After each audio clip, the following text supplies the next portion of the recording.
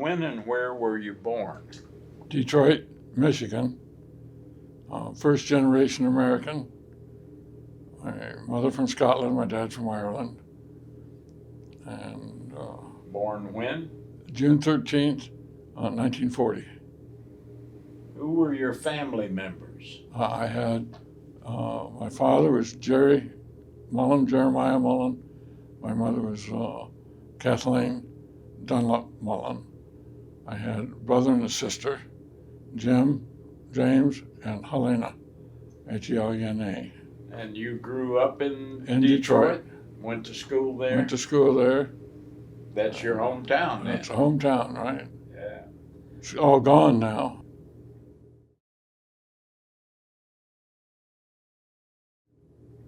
Well, I was in Civil Air Patrol as a kid, and I won flight scholarship in Civil Air Patrol. But when they told me I couldn't fly in combat because I wore glasses, I joined the Marine Corps the day I turned 17. Oh my. Got your dad to sign for you. He didn't want to. But he was in the IRA, so I got him to sign for me.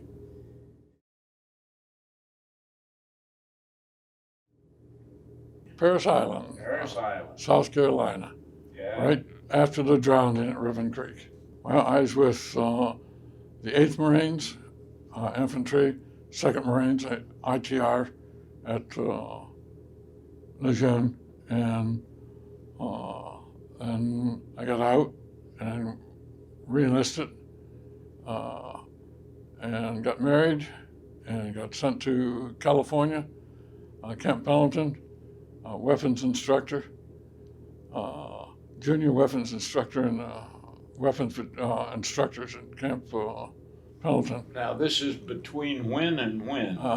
62 to 63, and then they sent me to seagoing school. I was a corporal, and I spent 18 months on a light cruiser, Marine detachment, and I couldn't stand being on there watching Marines land, and here I'm on a boat. Yeah. I kept asking the sailors, how do you drive this boat? And they said, no, you sail a ship. And I got orders, and I put in, and my wife and son lived in California, San Clemente, and no transfer of anything for the government to pay for, moving, and they sent me to Camp Lejeune, North Carolina. Oh, of course. And I was there 7 days, and on my way to Dominican Republic, and 6 weeks there in Dominican Republic. This is late 64. 65. 65. I come back from Dominican Republic. They sent me to Mountain Leadership School in Bridgeport, California. Come back from there, and they sent me advanced party down to Cuba, and I spent 5 months in Guantanamo Bay, Cuba, and took out 2 reconnaissance patrol in Cuba, and come back. If they would let me out in December of 65, I'd have jumped. I got recruiting duty in my home. I was with the 2nd Marines, and I got orders for recruiting duty, and went to recruiter school. I come out number 10 in the class of 90, and I picked my hometown, Detroit, and my wife's hometown. We had another child, and I was supposed to be there from June of 66 to June of 69 with the option to extend a year. I was there 1 year and got orders back to Vietnam. On June 22nd, I got the orders, report, 1st August replacement draft to Nam. I left right during the riots, and I leave my wife and 2 kids in Detroit during the riots in Detroit. and left the combat zone to go to the combat zone. There you are. And This is 67. 67. Yeah. And went through staging and ready to go to Nam, and they kept me back for 3 weeks and sent me to Naval Gunfire, Air Control, and Artillery Control School, and then left in first part of September.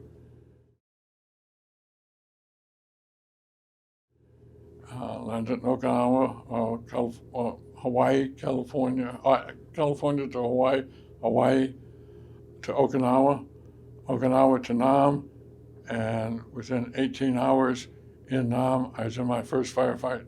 Yeah. You landed in Da Nang? Landed in Da Nang and spent the they night. assigned you immediately to... I had orders, there's 12 of us staff, and I had orders directly to 5th Marines, 1st Battalion, 5th Marines. The other 11 just had orders to division. I could not figure that out. Yeah. And when Somebody loved you. Yeah. And when I got there, the first sergeant that I knew as a gunnery sergeant in Delta Company 1-2 saw me and walked up to the sergeant major and says, "That's my man." And got 1st Platoon, Charlie 1-5. Lieutenant Higgins was back in Da Nang. He had bad knees. And I took the platoon out to save, rescue another platoon that was being ambushed, and first firefight. 12 hours. Yeah, well, 18 hours from the time I landed to the Time you were in your first firefight. And men didn't know me, and I didn't know them. But you were running the platoon. I was running the platoon. You were at this page, you were what, a 3-stripe sergeant? No, I was a staff. Staff. E6, yeah. Yeah. And then... Put you to work in a hurry. Right. I think Top Stanford did that. He knew me. He worked with me in 2nd Marines. He had Delta Company. I was in Charlie. He had gunny, and I was weapons platoon commander. And then we left Hill 51. We went to regiment. They flew us to the wrong place. And one of my men had TB, and they kept us back in regiment for a week or so. Check us if any of us had TB. Any of the other men, none had it. He went down to 84 pounds. He was the only buck sergeant I had. And then we went back to Hoi An, and more firefights in Hoi An. And I left Hoi An main side. I lost 2 men in Hoi An, wounded. We went to Hoi An 2, and I lost, we went out on a 3-day patrol. I lost 7 men, wounded, Booby traps? mortared by the South Vietnamese, and all wounded. And we went back in, and they questioned me on what happened, and go back on patrol, and I took the patrol out a different way, and right into a minefield. I lost 4 more men, 1 killed, and I was hit. And the one that was killed was my corpsman, who was one of the bravest men I've ever seen in my life under fire. 18-year-old kid. And then come back, went to sick bay, come back to Hoi An, patrols, and then sent another 2 squads out, and Nick Ward came in, took over the platoon, but it was still my platoon. And they walked into a booby trap, 2 105 rounds, daisy chained. Only 3 men walked out of 15 men. 3 killed and the rest wounded. And we stayed at Hoi An. The rest of the outfit, 5th Marines, were pulled out. And we stayed to train the Korean Marines that came in. to show them where the minefields were. And then we left, went up to Fulak 6, and that wasn't a nice place to be. And from there we went to Haivon Pass, sweeping the road, trying to keep the mountains road open. I lost 2 more men killed. And then 101st relieved us, and we went right by our base at Fulak and went into Fubai. And the next morning we went into Wei, the 12th. This is January? 60, February. February 68. We were up at Haivon Pass the whole month.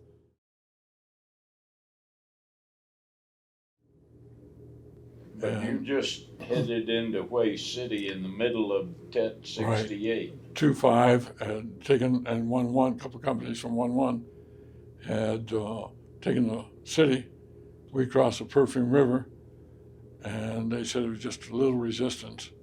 We went in with only about 600 to 700. Delta Company stayed on the other side of the river, and we went The in. enemy had 2,000 or 3,000? 2,000, over 2,000. Yeah. If they would have attacked us, they would have wiped us out to the man. Tanks couldn't fire the cannon. They didn't want to destroy the buildings. We couldn't call in artillery or couldn't call in air. All we had to do was 8 blocks. And You had the Yantos? we had Yantos and mortars. We could fire those, but no tanks or air. That's insane. Right. And you're losing people by the yard. We were ready to cross the first street, and 3 of my men got hit.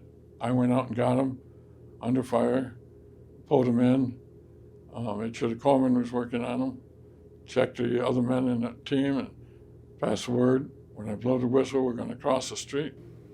John Chang, your medic by now? John, he's here. Yeah, I know he is. We just yes. interviewed him. Was he yes. with you in He's the one Hue that saved City? my life. Yeah. Everyone said I was dead. And the kid that pulled me in out of the street, I pulled off a mine 3 months earlier. He was standing on a 105 booby trap and couldn't move. And I pulled him off and it didn't go off. Whoa. I told him on 3, I'm going to throw you off. Get ready. 1, and I threw him off. And you're going to count to 3? No. I was shaking, and so was he, and it didn't go off. If it went off, you're both dead. We wouldn't have got any shrapnel. We would have got concussion because it was a small hill, and explosions go up. So we would have got shrapnel. But someone had to do it. Would have probably. Someone had to do it, and he was a young kid. So and this 3 young months kid, later, he pays you back. He pulled me out of the street. You were hit where?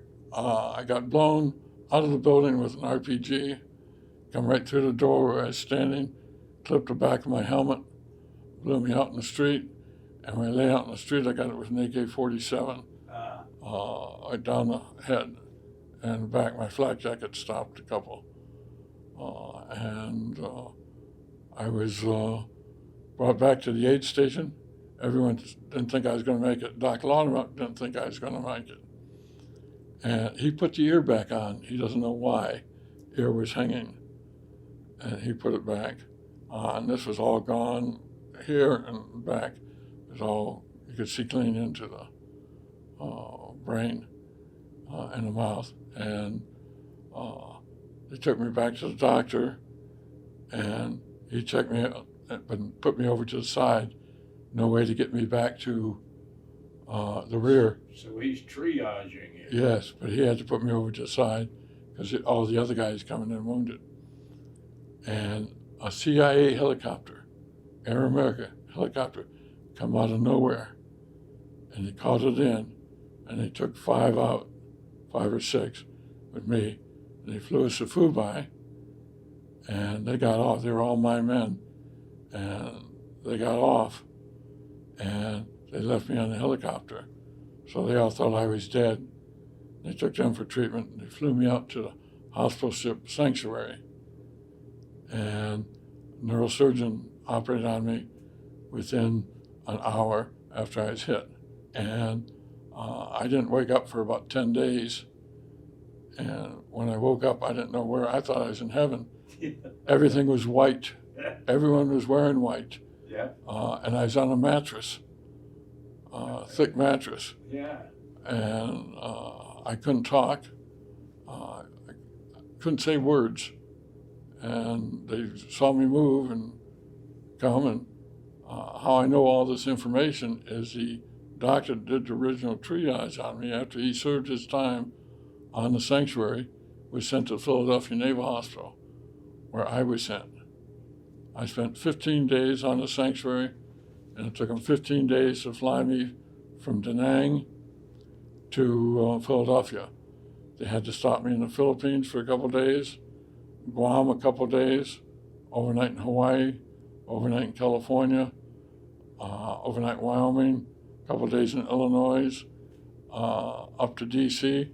I don't remember much about D.C., except it was cold, and the stretcher put me on the bus, on the stretcher right near the top of the bus, and I could hear rain hitting the top of the bus, and I was out. I didn't wake up until I was going back to the plane, and they flew me there to New Jersey, and then bused me from Jersey into Philadelphia, and the infection was cleared.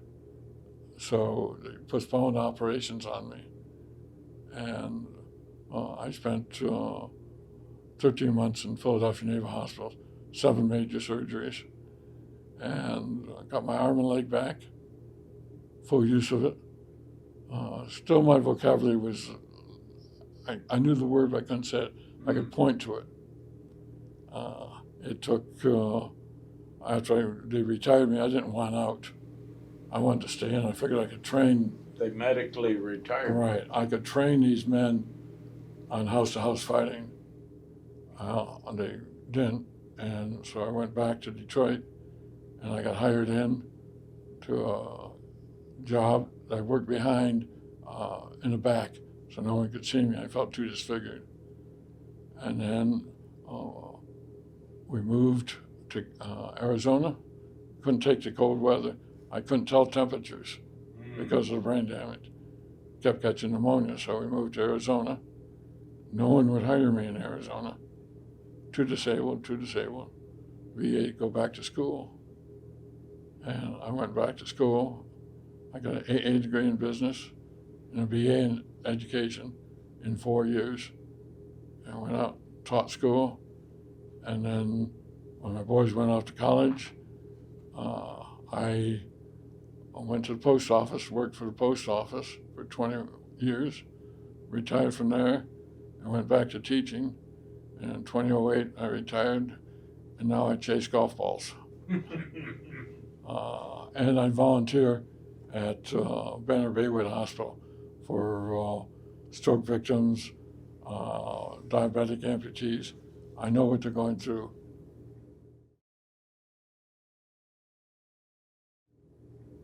The closest men I've ever had in my life, 24/7. I'm not with my wife that long, 24/7. Because I've only been married 57 years. So. Only 57 years. Yeah, she married me young. I was young. Yeah. I was 22. She was just turned 18.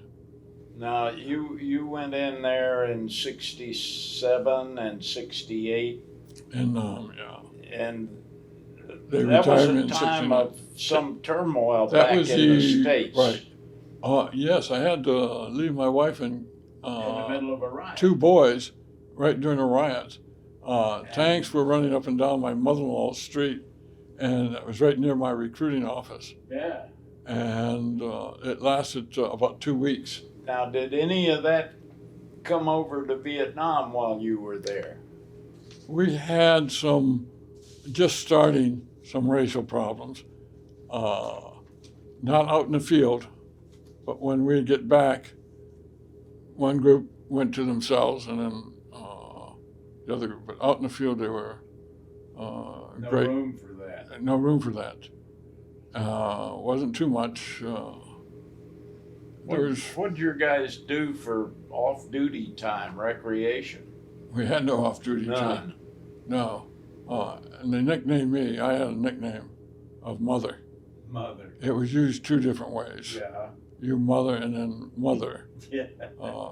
Because anytime they found a mine or something, I'd go and disarm it or take care of it and made sure these men were trained and held each man I lost.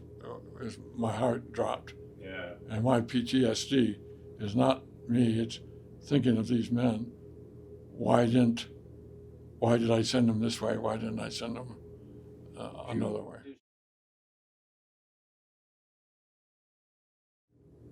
Describe for us the quality of the leadership in your outfit at company, battalion, or above, regimental. We worked mainly just platoon.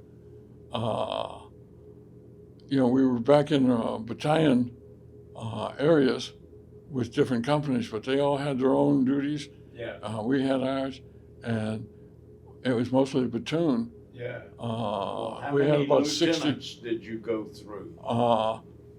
Two. Two. Lieutenant Higgins went. Lieutenant Higgins went back. He had football knees. Yeah. And he had to go back for surgery. And then Nick Ward came in late November of '67, and I became his platoon sergeant. And he states in his book, it was Sergeant Mullan's platoon up until the day he got hit, and I had to take it over. Yeah. Great man, Nick Ward. And I had all great men squad leaders. I had lance corporals as squad leaders, and I had buck sergeants as runners because they were on Marine barracks or no combat. And I couldn't put a man in charge, brand new guy, in charge of a squad. You had to know, and it usually took 3 months to get the smell for the enemy, to see the bent grass, and how they used to tie the grass in a knot, and minefields. We mark our minefields, they did the same. Yeah. But stones, 3 stones on top of each other, and you have to learn this.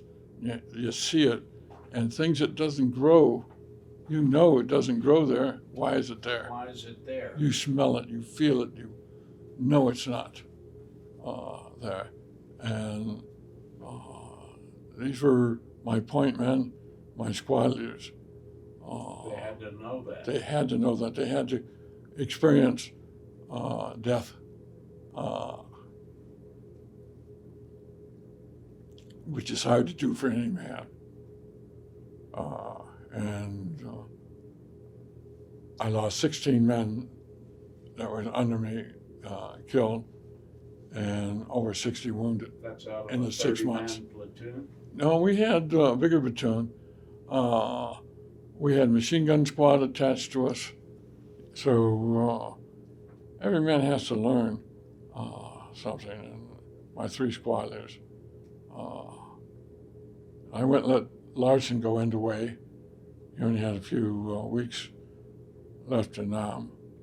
And so I took over his squad when we went into way with one of his team leaders, helping the team leader lead the squad.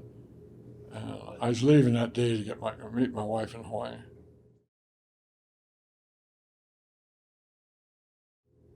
Having the squads come back in off night ambushes with no casualties, eating a hot meal, which we didn't have very often. Sea rations. And on Thanksgiving, I was coming back in off 3-day patrol on Thanksgiving Day, and they kept turkey and potatoes and gravy for us. And it was cold, but it was delicious. And eat.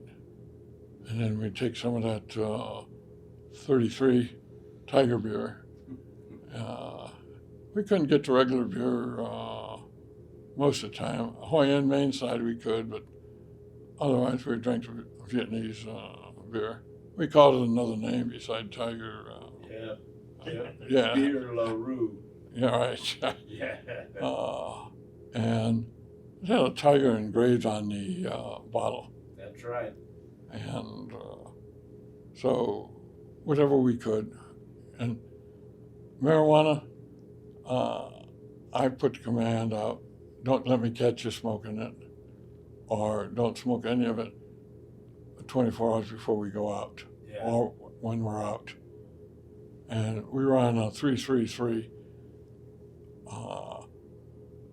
3 days as security of the company area, 3 days night ambushes and day patrols, and 1 3-day patrol further out. And then recycle. I got written up in Da Nang when we were on bridge security. Lieutenant came and he took over platoon. I'm going to see what I can't scrounge in Da Nang. I gathered up about $17 from my men and went into Da Nang, and the XO of the 1st Marine Division and Sergeant Major of the 1st Marine Division saw me going up the steps, stopped me and said, "Where are you carrying a loaded weapon?" I said, "Sir, I'm in Vietnam." "No, you don't carry a loaded weapon here." I had a 45 and M16, no rounds in the chamber. Of course, I didn't see the grenades I had or the C4 I carried. And out of uniform. And I said, "What are you here for?" And I said, "I'm to get something for my men." "Go back to your unit." Well, they left. And I said, "What are they going to do? Send me to Vietnam?" And I went and see what they couldn't scrounge. And here comes this buck sergeant running at me. Sergeant Mullan. You know, I'm trying to figure out who he was. Come to find out, he was a man that I sent to the brig in Cuba. I caught him sleeping on post in Cuba. And he said, "I never slept again and wouldn't let any of my men." And he was serving, he already served his 13 months and was serving extension of 6 months. And he says, "I owe you my life." And that made me feel good. And he got me a whole Jeep load of stuff free. The scrounge work. The scrounge work. Just knowing people in the Corps. And you got to be a good scrounge to get anything in the Marine Corps. Worst day was when Navy Lieutenant, convenience of the government, you're retired. And no, I want to stay in. That's why they keep me in the hospital so long. All these other kids were sheep than me, and they were getting out. And they retired me. And that was, I ended my life, I thought. That was it. My wife and 2 kids is what kept me alive. I had 2 more kids afterwards. Spread out a little. 18 years between my youngest and oldest. He was just leaving for college when she was born. Oh, my. And so I got 12 grandkids and 1 great-grandkid now, so. Well, it wasn't the end of your life. It wasn't. Started all new. I volunteer civilian hospital. At St. Vincent de Paul. I started that society in our new church, new club, and I kept busy.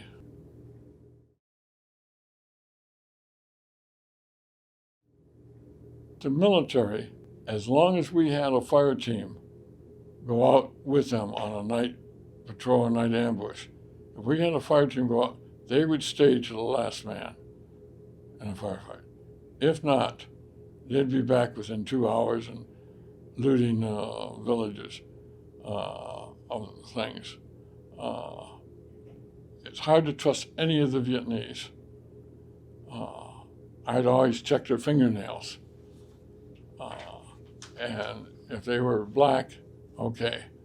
If they were clean, we expected them VC.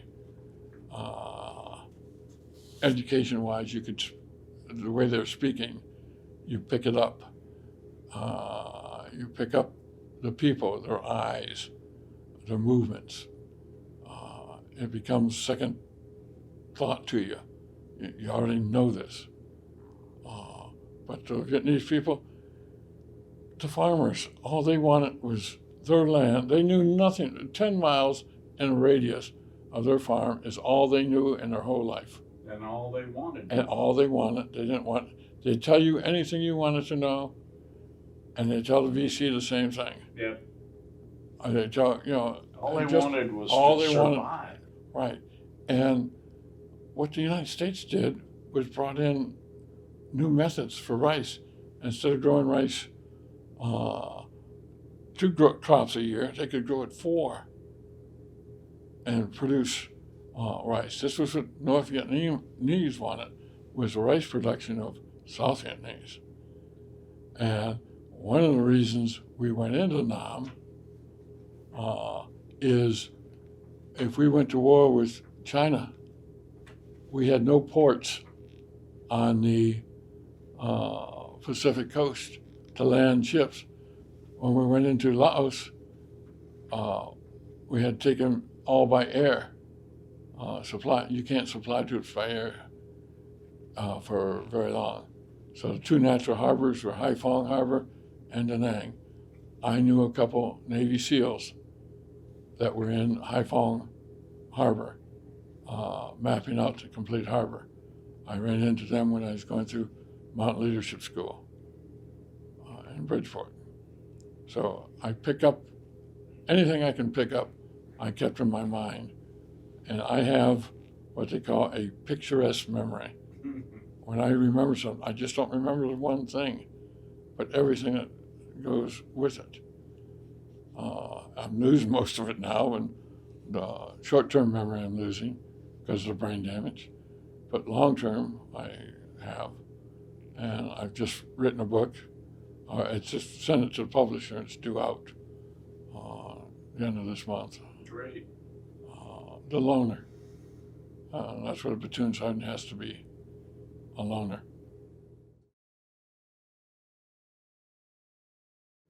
You have difficulty readjusting after the Marine Corps?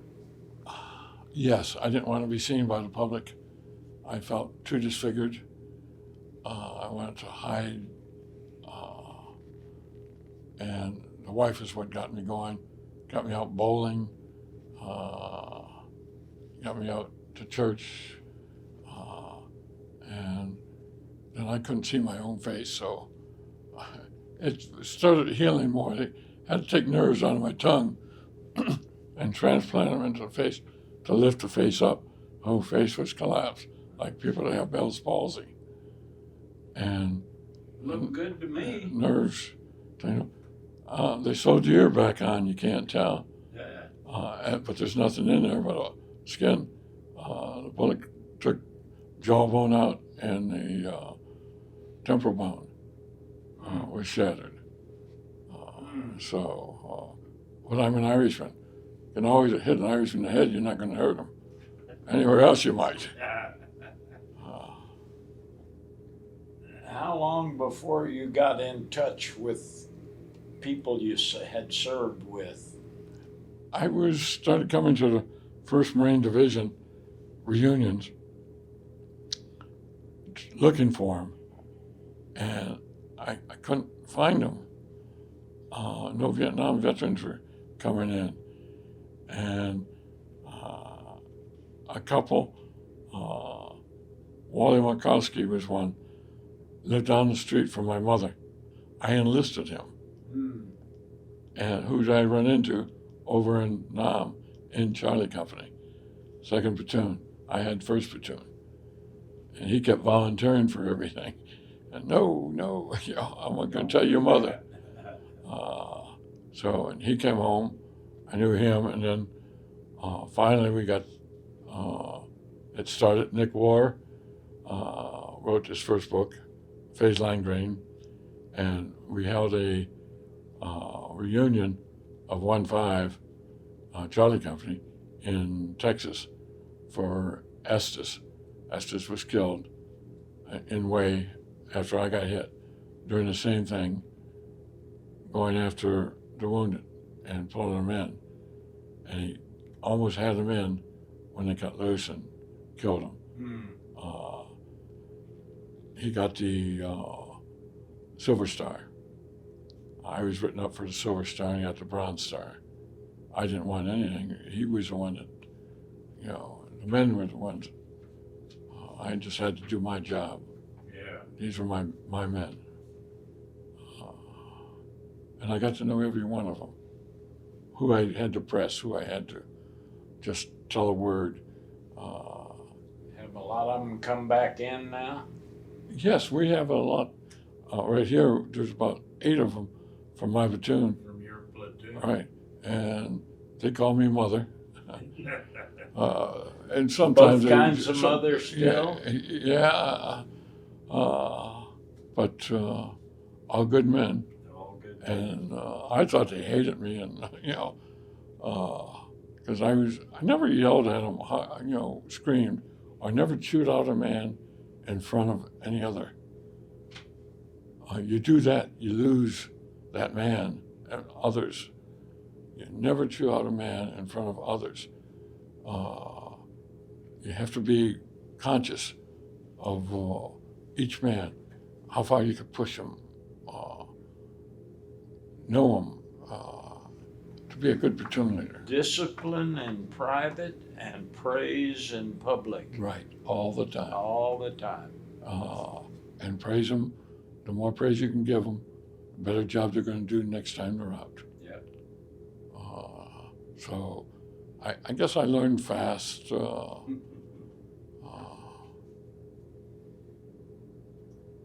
At the school was the same way. Yeah. I never had trouble with boys.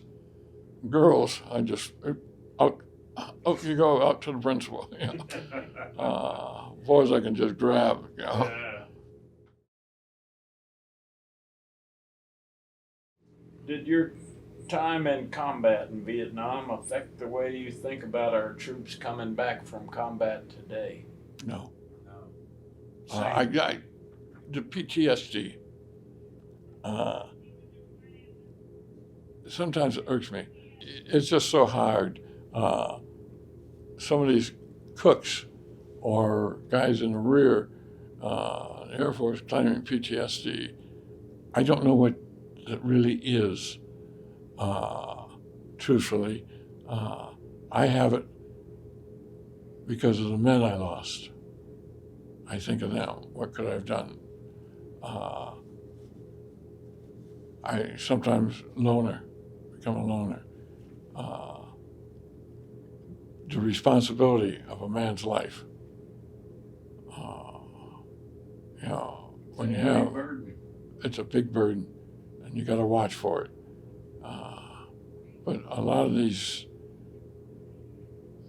they're not the same combat that we were in. No, infantry, I'm not knocking them at all. They have a job to do over in Nam. They got artillery or mortar. The infantry, the grunt, they're the men that are out in the jungle, going 3 or 4 days without any food, eating a piece of buffalo, water buffalo, or cooking rice in their helmet, never complaining. You could tell a grunt. I lost over 60 pounds in the 6 months I was there.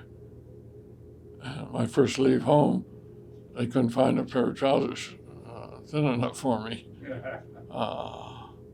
But the difference between a grunt, the eyes back in the head, the cheekbones sticking out, grunts that know death. They're worn thin. Worn real thin. And but they're strong. They come out of it. They know next time it's not going to happen again in my watch. What do you think that war meant to you and your generation? To me, I thought it was, again, for a place for our ships to land to fight China if we had to fight China. And I think we did so much for the Vietnamese people. We taught them how to bring water uphill. We taught them how to plant the rice differently. We taught them how to groom. They'll never be the same. It's like the Tassidae tribe in the Philippines. National Geographic went in to see them, and they were cavemen type. And once they left, the people were no longer the same people, because now each one had 2 machetes. And they saw white people, and they saw cameras, and the Philippine government now has put it off limits for anyone to go in to the Tassidae area. This is in National Geographic in the 70s.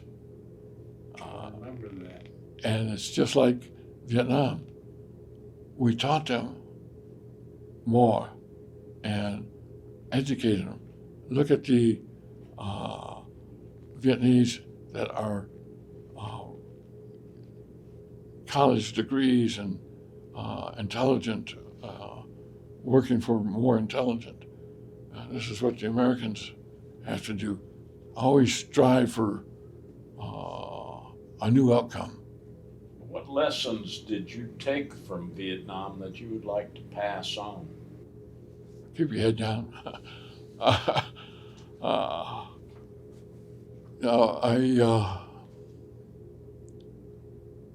look for the future.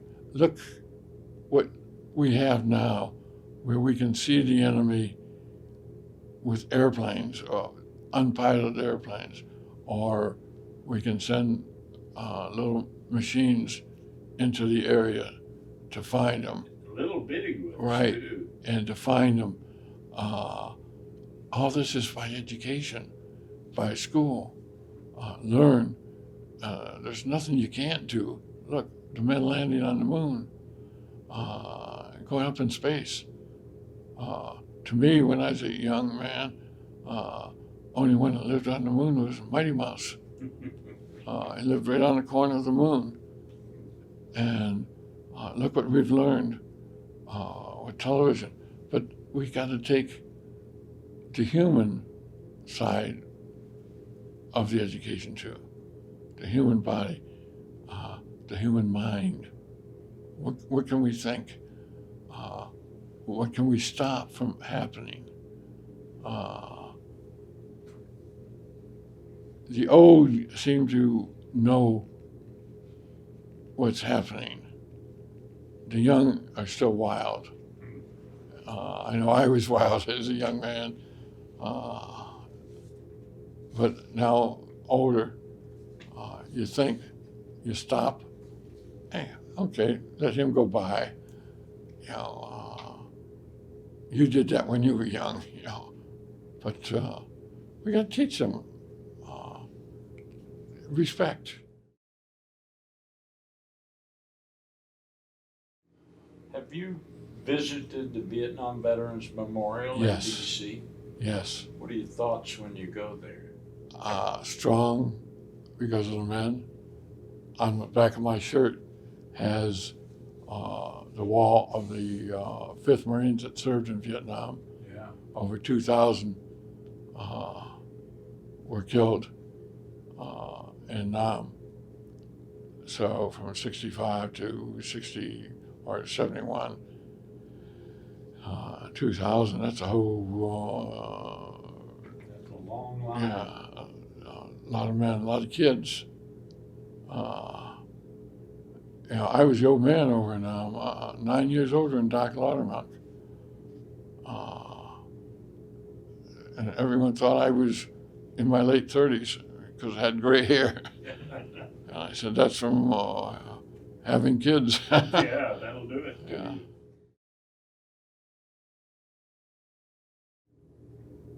I thought it was finally coming to us.